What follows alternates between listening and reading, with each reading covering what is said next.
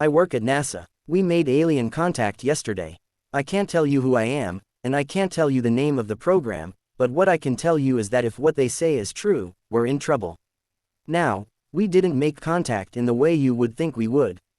We didn't beam out an episode of The Office towards Andromeda and hear back from alien critics. And we definitely didn't meet them face to face. We found another way to communicate.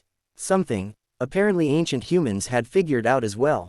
There are countless dilapidated ancient structures around the world, and some of them, not all, but some, were communication arrays. At least a handful on each continent. I'm sure you'll be able to think of a few after I describe what we did. We've been working on this technology for a while. There has been a long-standing theory that sound has a much larger part in the universe than just being random vibrations. That the universe is simply a bunch of vibrations and sound, and if you find a way to manipulate those vibrations properly, you could do things that seem impossible. We proved that yesterday, by creating an extremely precise echo chamber, and playing certain frequencies into it, at precisely the right volumes, and the exact right timings, we broke some sort of barrier. Nothing really happened, visually at least. We had run countless tests like these with tiny, minute differences, and this one seemed pretty mundane. There was a slight unnatural thrumming, the glass between us and the echo chamber shook in regular intervals as if we were playing a bass-heavy song too loudly. The first thing that tipped us off that something was happening was that once we turned the speakers off, the thrumming didn't stop. My 3 coworkers and I could all feel this thrumming in our chest still, kind of like being next to a very loud drum. We talked for a moment, before we all fell silent. There was something else now. It wasn't a voice, it was some sort of intelligent vibration. I can't explain it. It was like a voice was inside my chest, but it wasn't speaking, I could just feel what it was saying. My cohorts and I debated on the exact wording afterwards, but we all agreed on the overall messages each time. Like I said, they weren't really talking, so I'll do my best to phrase it in ways that get across what they said, in the way they said it. "Woo-ah, you guys are back," is what I felt in my chest. My colleagues and I stared at each other in utter confusion. One of them spoke up. "Hello," he asked hesitantly. There was a silence for a moment, before the thrumming spoke back. "I think I have it said right now, say that again." "Hello," I repeated back to it in place of the other scientist. "Yep, there it is," he said quickly. "You guys figured it out again. That's crazy," it exclaimed. This wasn't what I was thinking the first human-alien conversation was going to go. I wasn't even sure that this was first contact at this point though. "Who is this? What is this?" I asked loudly into the open air of our control room. "I'm not sure if I'm allowed to give you details like who we are, but what this is the ultimate form of communication in our universe. Your ancestors figured it out briefly too.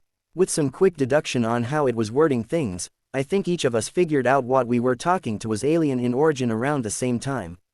"Where are you from?" I asked. "You have to be close." Hell, with the way we were talking back and forth, they had to be really close. It takes communications to Mars a few minutes to get there, just because that's as fast as light is. If we were talking this quickly back and forth, they basically had to be on Earth. "I guess you wouldn't know. We didn't tell your ancestors. We didn't think they'd get it. Let me do some math real quick." It was about a minute before it spoke again. "What you see is your observable universe, that's not the whole universe. Not even close. Multiply that by about 15, and that's about how far we are away. And there's a lot past that." We all looked at each other. It was speaking utter bullshit to us now. That was impossible, we'd never be able to communicate, ever. Physically impossible. We explained it to the chest voice, and we were met by an equal level of confusion. "Why are you still using light as a yardstick?" it asked incredulously. Suddenly, its voice grew slightly dire. "You're still not advanced enough. You don't even know." "Know what?" one of my friends asked. "You are dead center in the life abyss. There is no life on any planet around you, for more than 10 of your observable universes around you in any direction. It's a universal mystery how you're even alive." It spoke grimly. Never in my life had I felt smaller, more insignificant and more alone. It continued, "And there is a reason for that." An earnest and tangible feeling of dread took over the control room. "There is a reason for that." It reverberated through my entire body as the vibration spoke. But then, silence. No one in the control room spoke a word. We barely even looked at each other. The silence continued for over a minute that felt like a day. "What's the reason?" Dave, the senior scientist on hand, finally spoke. He had chosen a serious and somber tone, in an endless list of choices on how to react. If you value your lives, if you value the lives of every living thing on your planet, never use this form of communication ever again. It shook into our chests. That one felt less welcoming. It felt like a dire warning. And just like that, we felt the tingling, shaking force leave our chests. It just simply faded away, like how when a chord of a guitar is plucked. We looked now to one another. What was the play? Forge on bravely into the void, in the name of science, and play the frequencies again? Or take an alien warning and stop? We didn't get to make that decision. Our program is monitored closely by the US military. A voice came I didn't recognize on over the intercom. Don't touch anything, folks, we're gonna come in and take a look at a few things. Dave took charge. We were all clearly panicked at what we had experienced, but he seemed to have the most level head. All we can do is tell the truth, he reasoned, just as the door to the control room was opened. The next hour or so was a blur.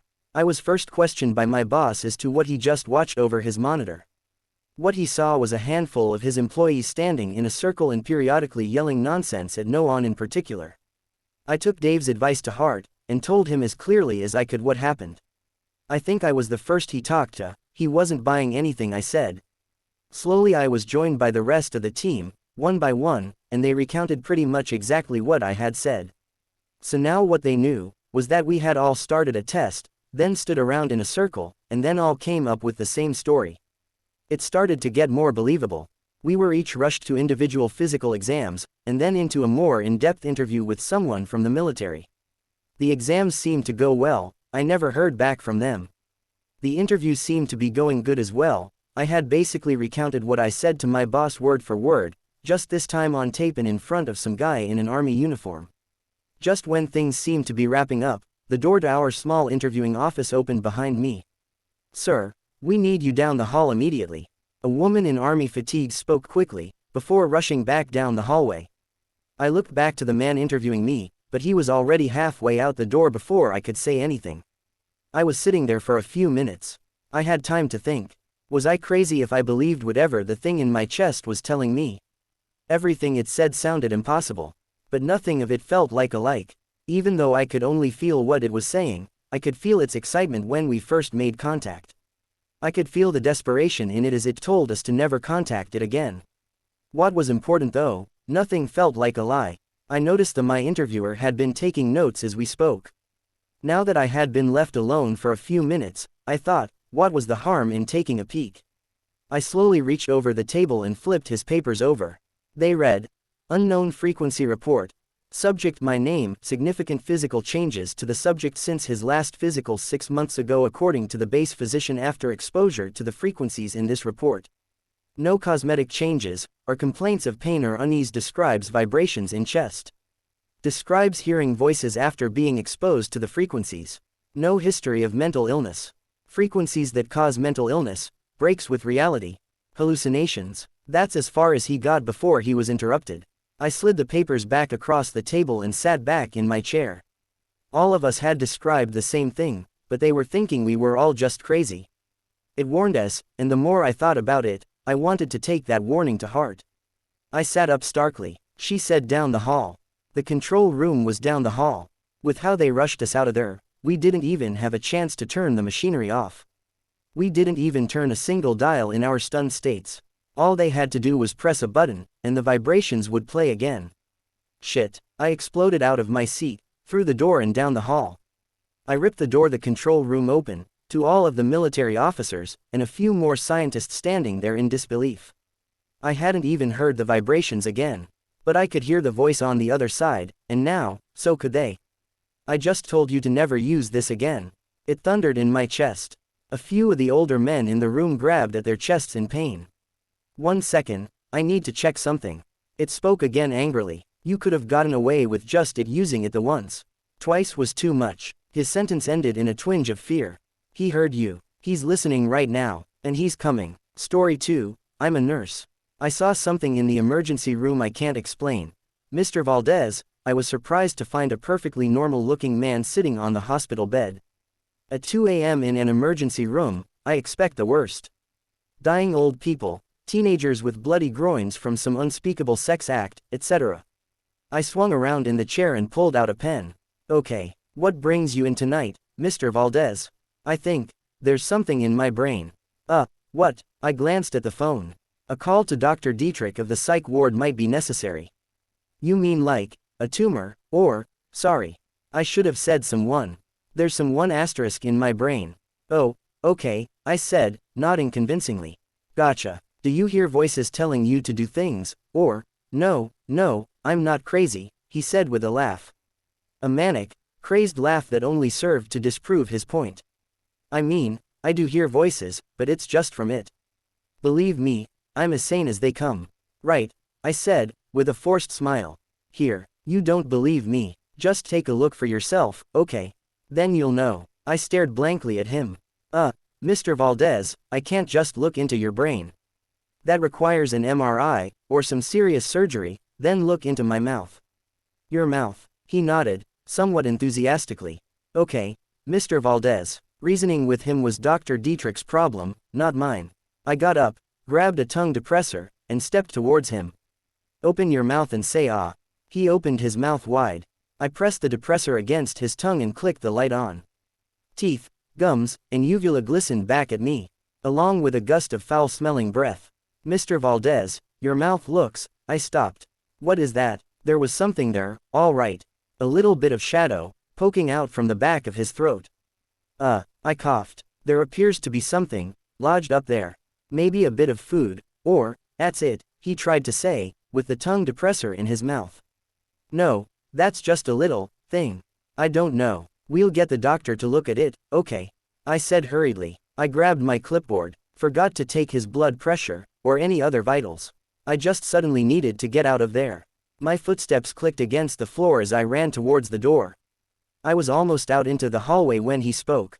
Wait, I turned around. Yes, Mr. Valdez. He didn't reply, he just lifted his hand, motioning for me to come closer. Yes, what is it? I asked, staying rooted to the spot. I'm sorry, he whispered. Sorry for what? Sorry for that, he said, pointing to my hand. I looked down. What the hell? My right hand was covered in black, slimy patches. Like ink, bleeding into the tiny wrinkles of my skin. I screamed, slapped the skin with my other hand. It didn't come off. What's going on? I yelled. His eyes locked with mine. He grinned. It's contagious. Then he began to retch. He coughed, his whole body spasming and convulsing. With one final, squishy sound, something black shot out of his mouth and fell onto the floor with an unceremonious plop.